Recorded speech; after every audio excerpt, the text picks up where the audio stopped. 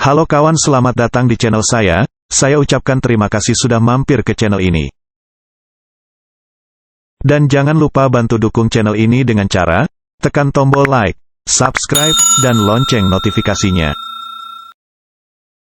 Hari ini kita akan membahas fakta unik hewan kaki seribu, dan saya sudah merangkumnya menjadi 10 bagian. Dan inilah 10 rangkuman saya.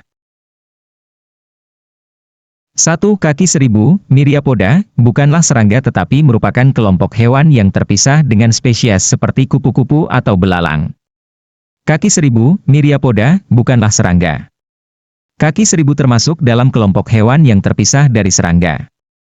Meskipun kaki seribu seringkali disalahartikan sebagai serangga karena memiliki banyak kaki, namun sebenarnya mereka memiliki perbedaan anatomis yang signifikan dengan serangga, termasuk jumlah segmen tubuh dan jenis kaki yang dimiliki. 2. Kaki seribu sebenarnya memiliki antena seperti belalang, yang mereka gunakan untuk mendeteksi makanan dan mencari pasangan untuk kawin.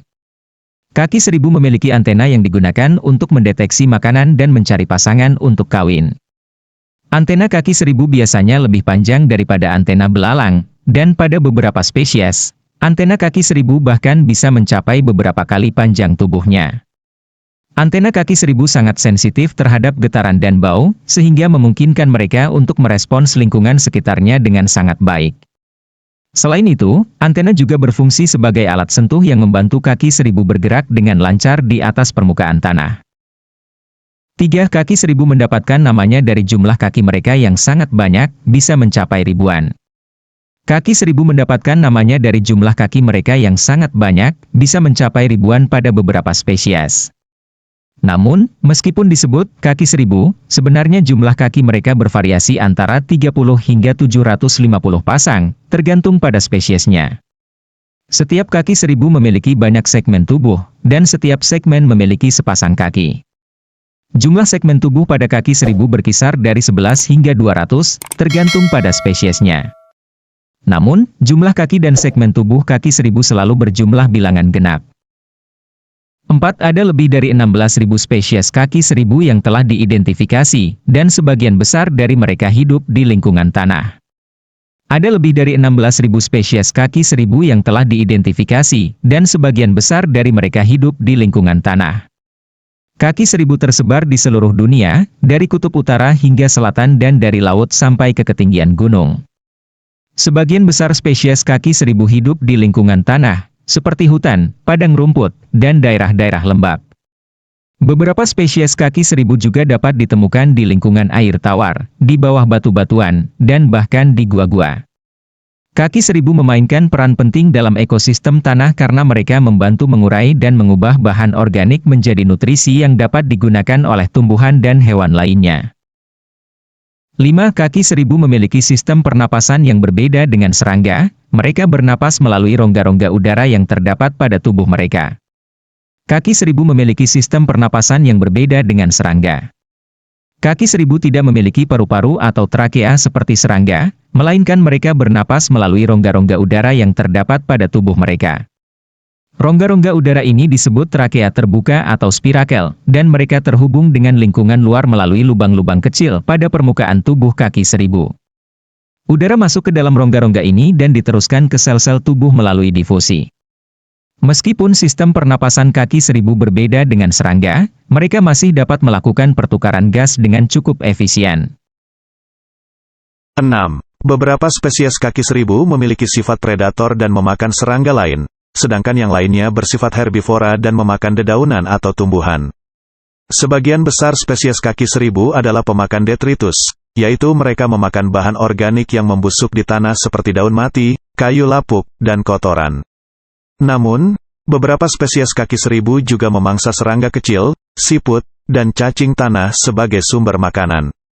Ada juga spesies kaki seribu yang bersifat herbivora dan hanya memakan dedaunan atau tumbuhan yang lembut seperti lumut dan ganggang. Beberapa spesies kaki seribu yang berukuran kecil juga memakan mikroorganisme seperti bakteri dan jamur. Kaki seribu memiliki peranan penting dalam rantai makanan, baik sebagai konsumen primer maupun sebagai dekomposer yang membantu mencerna bahan organik di tanah. 7. Kaki seribu adalah hewan yang sangat kuat, mereka dapat bertahan hidup dalam kondisi lingkungan yang keras dan bahkan dapat hidup selama beberapa minggu tanpa makanan. Kaki seribu adalah hewan yang sangat kuat dan dapat bertahan hidup dalam kondisi lingkungan yang keras. Kaki seribu memiliki tubuh yang terlindungi oleh kulit keras yang disebut eksoskeleton, yang melindungi mereka dari tekanan lingkungan dan predator. Selain itu, kaki seribu juga dapat hidup selama beberapa minggu tanpa makanan karena kemampuan mereka dalam memperlambat laju metabolisme. Hal ini membuat kaki seribu dapat bertahan hidup dalam kondisi lingkungan yang kurang ideal, seperti di tempat-tempat yang kering atau dingin. Beberapa spesies kaki seribu bahkan dapat memasuki tahap dormansi atau hibernasi untuk bertahan hidup dalam kondisi lingkungan yang tidak mendukung. Kemampuan adaptasi yang luar biasa ini membuat kaki seribu menjadi hewan yang sangat tangguh dan mampu bertahan dalam lingkungan yang keras. 8. Beberapa spesies kaki seribu dapat mengeluarkan racun yang cukup kuat untuk membunuh mangsa mereka, seperti laba-laba atau serangga lainnya. Beberapa spesies kaki seribu dapat mengeluarkan racun yang cukup kuat untuk membunuh mangsa mereka. Salah satu contohnya adalah spesies Scolopendra gigantea, yang dikenal sebagai kaki seribu raksasa. Spesies ini dapat tumbuh hingga mencapai panjang 30 cm dan memiliki kemampuan untuk mengeluarkan racun yang sangat kuat. Racun tersebut terdapat pada sepasang kaki depan yang dimilikinya, dan digunakan untuk membunuh mangsa yang lebih besar dari ukuran tubuhnya. Seperti tikus kecil atau burung kecil. Racun yang dikeluarkan oleh kaki seribu raksasa ini dapat menyebabkan rasa sakit yang luar biasa pada manusia dan dapat menyebabkan reaksi alergi yang serius. Beberapa spesies kaki seribu lainnya juga dapat mengeluarkan racun yang lebih ringan dan digunakan untuk melumpuhkan mangsa atau untuk membela diri dari predator. 9. Meskipun mereka sering dianggap sebagai hewan yang tidak memiliki peran penting dalam ekosistem, kaki seribu sebenarnya sangat penting dalam menjaga keseimbangan lingkungan. Meskipun sering dianggap sebagai hewan yang tidak memiliki peran penting dalam ekosistem, kaki seribu sebenarnya sangat penting dalam menjaga keseimbangan lingkungan. Kaki seribu adalah dekomposer yang sangat efektif, dan membantu mencerna bahan organik yang membusuk di tanah seperti daun mati, kayu lapuk, dan kotoran. Mereka juga membantu menguraikan senyawa organik kompleks menjadi bentuk yang lebih sederhana, yang kemudian dapat digunakan kembali oleh tumbuhan dan hewan lain dalam rantai makanan. Selain itu, kaki seribu juga merupakan makanan bagi sejumlah predator, seperti burung dan reptil, sehingga menjadi bagian penting dari rantai makanan di ekosistem. Jadi, kaki seribu memiliki peran penting dalam menjaga keseimbangan lingkungan dan ekosistem di mana mereka hidup. 10. Kaki seribu sering digunakan sebagai model dalam penelitian biologi, terutama dalam bidang neurobiologi karena sistem saraf mereka relatif sederhana dan mudah dipelajari. Kaki seribu sering digunakan sebagai model dalam penelitian biologi, terutama dalam bidang neurobiologi. Sistem saraf kaki seribu relatif sederhana dan mudah dipelajari, sehingga menjadi subjek yang populer untuk studi tentang fungsi dan perkembangan sistem saraf.